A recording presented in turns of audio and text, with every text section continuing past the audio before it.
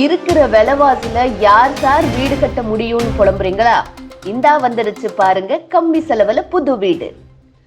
ஒருவருக்கு மனதிற்கு பிடித்த மனைவி மற்றும் அழகான குழந்தைகள், உறவினர்கள் என மகிழ்ச்சி சூழ்ந்திருந்தாலும் தனக்கு ஒரு சொந்தமாக கனவு இல்லம் என்று இருக்க வேண்டும் என்பது பல குடும்ப தலைவர் மற்றும் தலைவிகளின் முக்கிய ஆசையாகவும் கனவாகவும் இருக்கும். அது மட்டுமின்றி தன்னுடைய வாழ்நாளில் தனது கனவு இல்லத்தை எப்படியாவது கட்டியாக வேண்டும் என்பதை முக்கிய குறிக்கோளாகவுமே வைத்து பணத்தை சேர்த்து வைப்பார்கள். சிலர் சேமிக்கும் பணம் நம்மிடம் நிற்கவில்லை என்று நினைக்கும் போது அவர்களுக்கு வீட்டுக்கடன் கை கொடுக்கிறது. இருப்பினும் சேமிப்பையே பலர் விரும்புவார்கள்.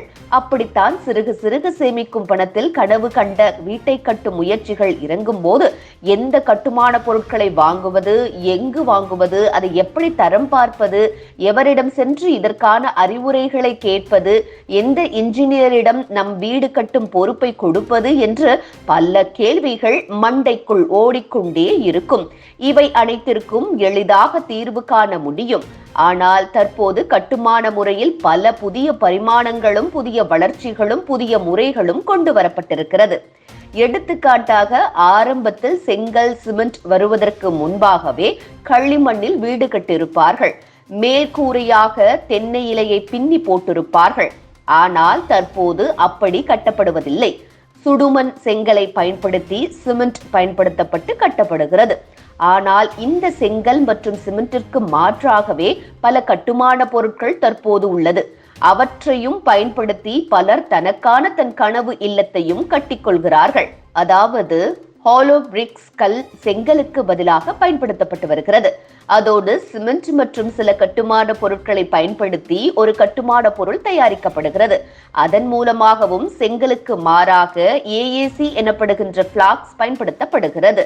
அது மட்டுமின்றி குழந்தைகள் தனது பொம்மைகளை வைத்து வீடு கட்டுவதற்கு ஒரு கனெக்டிவிட்டி இருக்கின்ற விளையாட்டு பொம்மையை குழந்தைகள் விளையாடுவதையும் பார்த்திருப்போம்.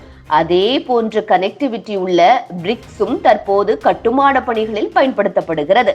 அதாவது இதற்கு பெயர் இன்டர்லாக் பிரிக்ஸ் என்றும் அழைக்கப்படுகிறது.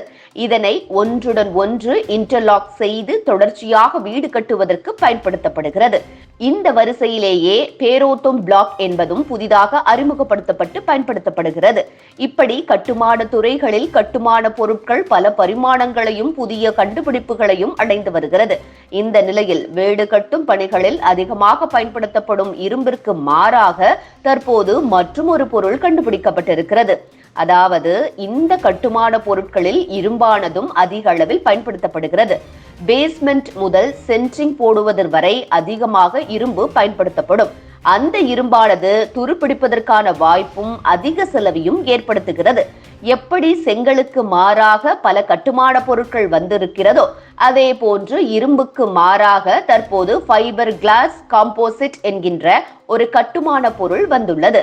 இதனால் இரும்பிற்கு செலவிடப்படும் பணத்தில் 25 முதல் 45% வரை செலவு கட்டுப்படுத்தப்படுகிறது. மேலும் இது இரும்பை போன்று துருப்பிடிக்காதாம். அது மட்டுமின்றி இரும்பை விட எடையில் குறைவாக உள்ளது.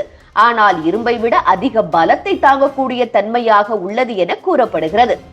மேலும் இந்த கட்டுமான பொருள் குறித்து மத்திய அமைச்சர் நிதின் கட்கரியும் பாராட்டி பேசியிருக்கிறார்.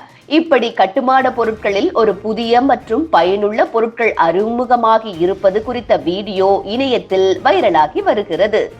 கன்ஸ்ட்ரக்ஷன் இண்டஸ்ட்ரியில ஸ்டீலுக்கு மாற்றாக ஃபைபர் கிளாஸ் காம்போசைட் அப்படிங்கிற ஒரு மெட்டீரியல் வந்திருக்கு. பொதுவாக கன்ஸ்ட்ரக்ஷன்ல ஸ்டீலுக்கு அதிகமா செலவாகும், அதே மாதிரி துருப்பிடிக்கிற ப்ராப்ளமும் இருக்கு. ஃபைபர் கிளாஸ் மெட்டீரியலை பொறுத்த வரைக்கும் 25% இருந்து 45% வரைக்கும் காஸ்ட்டை சேவ் பண்ண முடியும். இது ஒரு ரஸ்ட் ஃப்ரீ மெட்டீரியல். ஏன்னா இதோட மேனுஃபேக்சரிங்ல fibre glass composite 60%, epoxy resin 40% வச்சு ரெடி பண்றாங்க. அதனால இது துருப்பிடிக்கிறதுக்கு வாய்ப்பே இல்லை. இதை விட முக்கியமான விஷயம், இது 4 டைம் ஸ்டீலை விட லெஸ் வெயிட்ல இருக்கிறதுனால கன்ஸ்ட்ரக்ஷன் நம்ம பயன்படுத்தும் போது கன்ஸ்ட்ரக்ஷனோட டெட் லோட் கம்மியாகுது. வெயிட் கம்மியா இருக்கு. ஸ்ட்ரென்த் எப்படி இருக்கும்னு கேட்டீங்கன்னா, இதோட டென்சைல் ஸ்ட்ரென்த் மோர் தென் 1000 மெகா பாஸ்கல் இருக்கிறதுனால ஸ்டீலை விட கிட்டத்தட்ட டபுள் மடங்கு இருக்கு. டிரான்ஸ்போர்ட் மினிஸ்டர் நிதின் கட்கரி கூட FCG மெட்டீரியல் பத்தி பாசிட்டிவா பேசியிருந்தாரு. இது அதிகமா ரோட் கன்ஸ்ட்ரக்ஷன் பயன்படுத்தலாம், நம்ம வீட்டோட ரூஃப்ல பயன்படுத்தலாம், ஸ்விம்மிங் பூல்ல பயன்படுத்தலாம், நிறைய ப்ரீகாஸ்ட் ஸ்ட்ரக்சர்ல பயன்படுத்தலாம், உப்பு தண்ணி இருக்கக்கூடிய நிறைய இடங்களை இதை பயன்படுத்த முடியும்.